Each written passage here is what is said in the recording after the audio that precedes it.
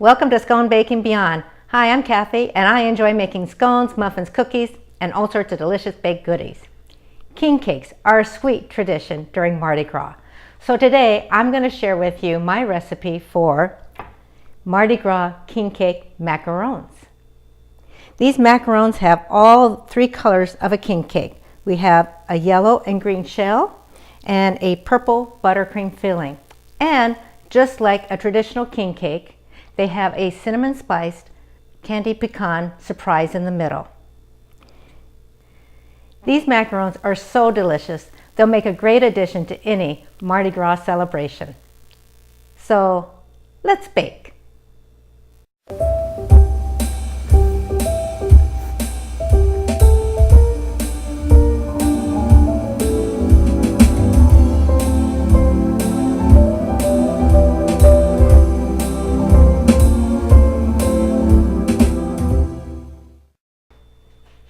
When making macarons, it's important that you measure all your ingredients by weight rather than by volume.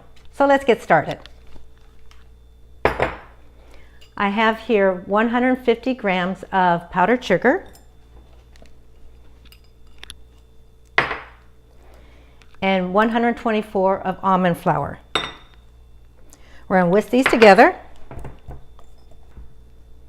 Okay, now we need to put these ingredients through a sieve.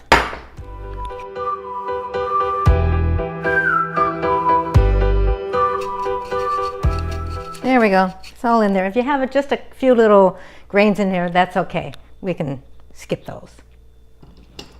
So there's our powdered sugar almond flour mixture. We're going to set this aside.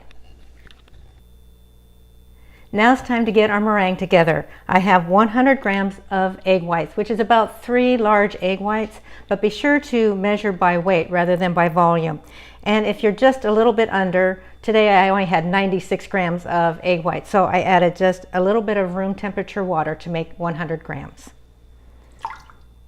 Put that into our mixer. We're going to put this on medium-high speed until it becomes frothy.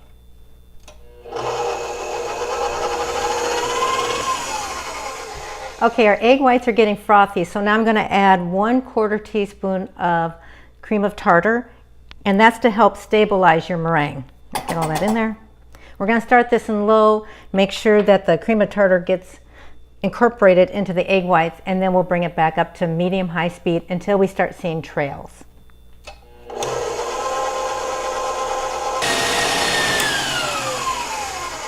Now that I'm seeing trails in my meringue, it's time to add 66 grams of ultrafine sugar, also known as caster sugar. I'm going to add this very slowly, and it's going to be on medium-high speed, and then once I get all the sugar added, I'm going to bump it up to high speed until we get stiff peaks.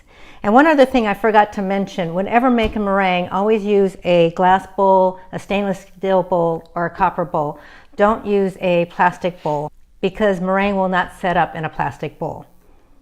So let's get our sugar in.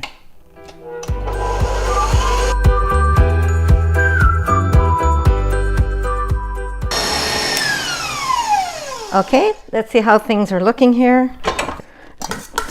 Give that a stir around. That's a nice stiff peak. I can hold the mixing bowl upside down. It's not going to fall out. We are ready. And now we're going to add that powdered sugar almond flour mixture, and we're going to add 1/3 at a time.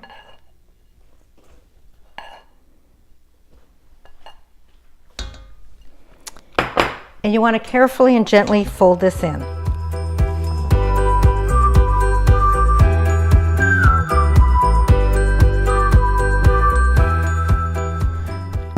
It's all incorporated. I don't want to go any farther than that because it's time to make them yellow and green. So I have 2 bowls, and I'm going to divide this in half, and I'm just going to eyeball the half. So I get all my meringue together, and then I just kind of say, that looks good. Get that in there.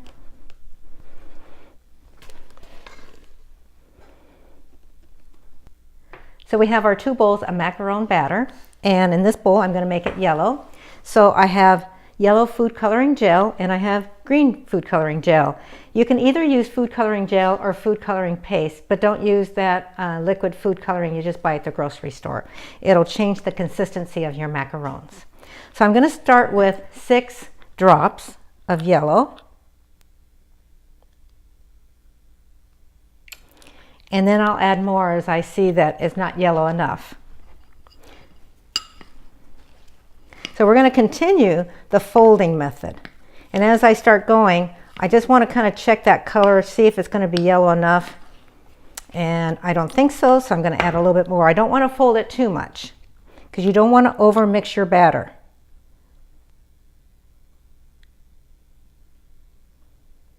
There we go. Usually I put in 12 drops. Now if you happen to put too much in, there is white food coloring, and so that will tint it back out a little bit lighter. But you always want to make sure you start a little lighter than what you want to finish with. And then you can keep on adding more as you like. You do want this color to be a little brighter and a little darker, because as the macaron cooks, it's going to get a little bit lighter. So that looks good. So now what I'm looking for as I continue to fold this, I'm looking for that lava stage, or where it just kind of flows off my spoon here and I can make a figure 8 with it. And it just kind of falls within itself and it settles out nicely. So that looks good. So I have here a 12-inch piping bag. Now you can use a gallon-sized Ziploc bag if you like and just cut a hole in the corner. Anyway, I have a 12-inch piping bag. I fitted it with a number 1A tip. It's about a 1/2 inch diameter tip. I'm going to put this in my cup here. And I always make sure to crimp the tip up so that the macaron batter doesn't start oozing out the bottom or out the tip. And then I always fold this back so I don't make too much of a mess.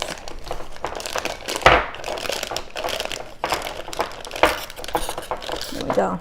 And that tip is up. So now we're going to get our batter in there. Oh, that's a pretty yellow. That's going to turn out really nice. So this one I'm going to just start with 3 because green's a little brighter, a little darker. So I'm just going to start with 3 drops. And then I'll add more, the darker green I want it. So again, we're just going to fold that in, kind of watch your color as you're going, and see if that's going to be enough to make it green enough. And typically I put in 6 drops. So I'm going to add 3 more.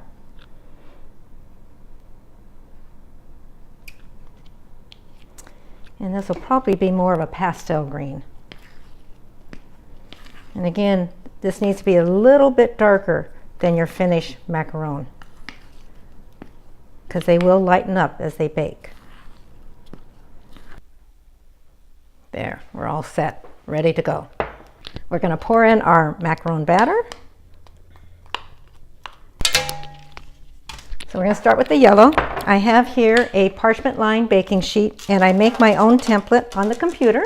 And so they're 1.5 inch circles and they're 2 inches apart. And I just put this underneath my parchment paper, and after I pipe my macarons, I just take that sheet out. And it is actually a few different sheets of 8.5 by 11 piece of paper that I printed on and taped together, and that's my template.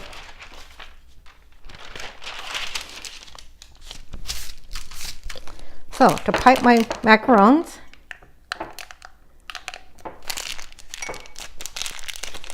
squeeze that up, roll that over.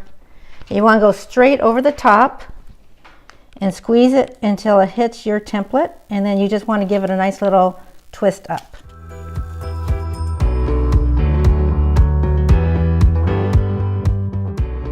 So we're going to take out our template here. And we're going to tap this on the counter. Roll it around. So now we want to check to see if there's any bubbles. And if there's any bubbles, we want to pop them. We're going to set these aside and let them dry completely. That can take 30 to 60 minutes. And then while these are drying, I'm going to start piping the green ones.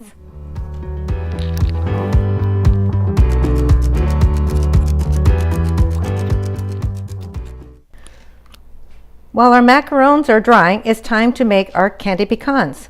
So I have 1 tablespoon of butter melting in a medium skillet on medium-low heat. And to that, I'm going to add 1/4 cup of finely chopped pecans, and we're going to toast them for about 3 minutes. Okay, it's been about 3 minutes, and they're getting nicely toasted, and you can really start smelling those pecans, and they smell so good. So now we got to candy them. So I have 1 tablespoon of brown sugar. And because in a king cake they have cinnamon in there, I'm going to add 1 teaspoon of ground cinnamon. We're going to mix this for about 1 minute until all of that brown sugar is dissolved. Okay, it's been a little bit over a minute, and now that brown sugar is getting nice and dissolved. So it's time to take it off the heat. And I'm just going to put it on some parchment paper and let it cool down. Okay, it's been about an hour and our cookies are dry to the touch, so it's time to bake them. I preheated my oven to 320 degrees and we're going to bake these for about 13 to 15 minutes. Okay, it's been 15 minutes and here's our green macarons. The yellow ones are already out of the oven and I baked the green ones. So the first thing I want to do is get these macarons off this baking sheet because I don't want the bottoms to cook any more than they already have. So just slide that right off.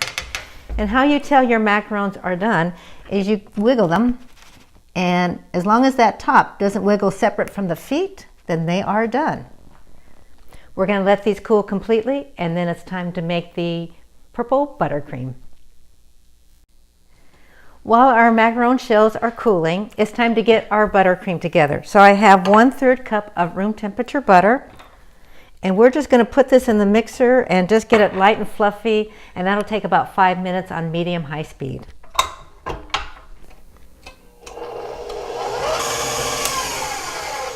Okay, it's been 5 minutes and our butter's nice, light and fluffy, and now we're going to add 1 1/3 cups of sifted powdered sugar. We're going to put all this in at one time.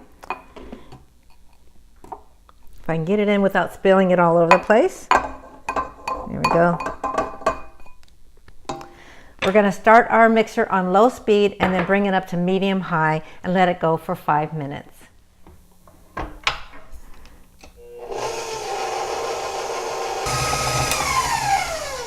Okay, it's been 5 minutes and this buttercream is so light and fluffy. Oh my goodness, this is going to be so good. So I'm going to just scrape down the sides and we're going to add a little vanilla extract. Now, when it comes to buttercream like this, I usually use a clear vanilla extract, but you can use whatever you have in the cupboard.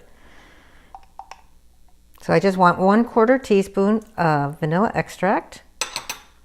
We're going to beat this on medium-high speed for about a minute.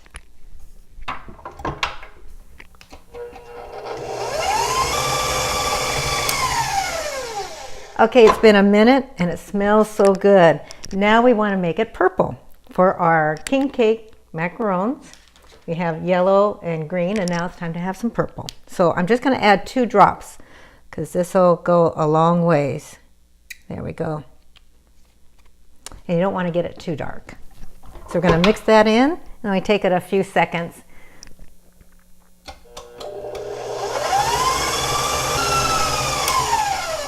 Okay, it's a wonderful purple color. And take off our beater here and get it all scraped off. Here, there we are. That wonderful purple. So I have here a 12-inch piping bag, and I have a number 12 tip on it. It's about 1/4 inch in diameter. And we're going to fill our piping bag with our buttercream. And pull that back.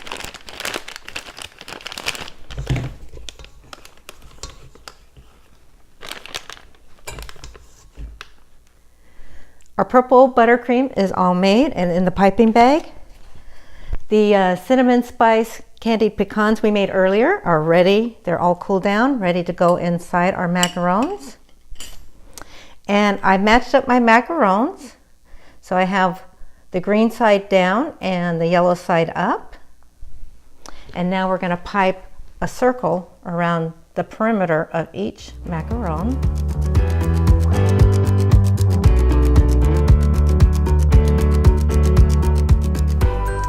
And then the surprise inside. We're just going to take a half a teaspoon and get it inside the middle of that circle we just drew.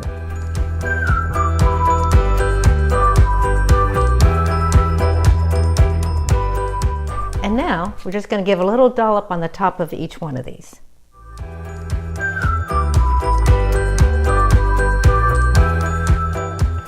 So now it's time to put them together. So we'll take our top and just kind of smash it down until the buttercream comes out to the edges.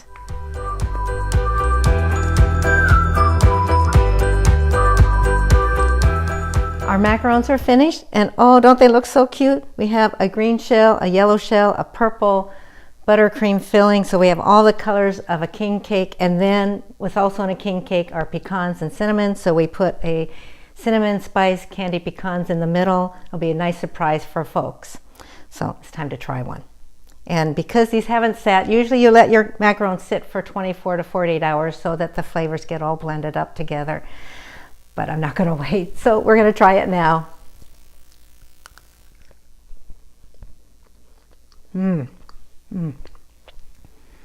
The shell is nice and crispy, but then you get to the rest of the meringue part of the macaron and just melts in your mouth. The buttercream with the vanilla in it, and then you get to the crunchy pecans. The cinnamon, brown sugar pecans come through. These are so great. These would be wonderful at any Mardi Gras celebration. For the complete recipe, please go to my website, sconebaking.com. There's a link down below. If you like this video, please give it a thumbs up and please subscribe for future videos. I hope this inspires you to bake. Thank you for watching. I'm going to finish this off.